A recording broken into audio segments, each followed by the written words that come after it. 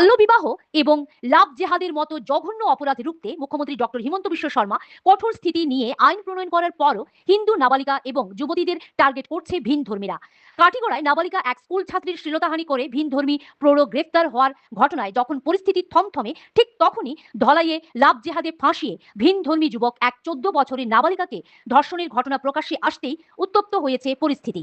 ধলাইয়ের বিদ্যারতনপুরের ওই নাবালিকাকে ফুঁসলিয়ে অজ্ঞাত স্থানে নিয়ে ধর্ষণ করে ধলাই থানা এলাকার রাজনগর গ্রামের বছর কুড়ির হিফজুল লস্কর নামের যুবক।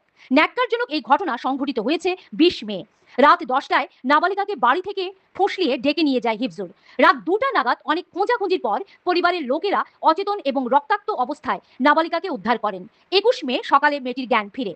নাবালিকার মা ঘটনার বিবরণ দিয়ে হিফজুলের বিরুদ্ধে ধলাই থানায় এফআইআর দায়ের করেন। ঘটনার সামনে আসতেই প্রতিবাদে গর্জে উঠেছে বজরং দল।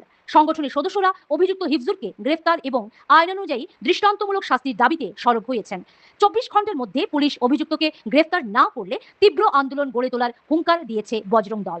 মুসলিম ছেলে আমার 10টার সময় ঘর থাকি মেয়েটা উঠে নিয়া ও অত্যাচার হচ্ছে করিয়ে ফেলাই আগে থাকি অজ্ঞান মানে হিন্দু মানুষ আমরা হে মুসলিম মানুষ কি খান্ডটা হচ্ছে এটা খান্ড তার কোনোদিনও ভালো হইতো না, ভালো এগুলো না পাই নাইনি এটা ব্যবহার হইল কিতা লাগি আমার মেয়ের লগে ও কিতা হচ্ছে স্কুলে যাইতে সময় ন লাগালাই হচ্ছে স্কুলও আর ফোনে যোগাযোগ করছে। আর আমার একদিন আইসে আমার বাড়িতে উঠে নিয়ে যাবে আমার ঘুরিতে বুধবারে প্রায় 10টার সময় আইয়া বাড়িতে উঠে নিয়ে যাবে আমার মেয়েরে।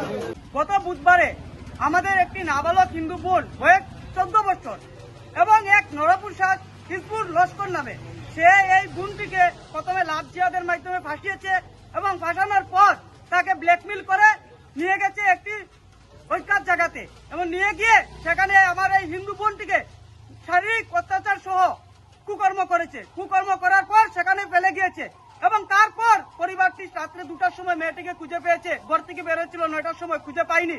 পাওয়ার পর দেখা গেল যে ও অজ্ঞান এবং ঘরে আনার পর পরের দিন সকালে তার হুঁশ ফিরে এসেছে। হুঁশ ফিরে আসার পরে মাকে জানায় যে এ ধরনের কুকর্ম হয়েছে তার সাথে। বজরংদলকে খবর দিয়েছে ওনার পরিবার।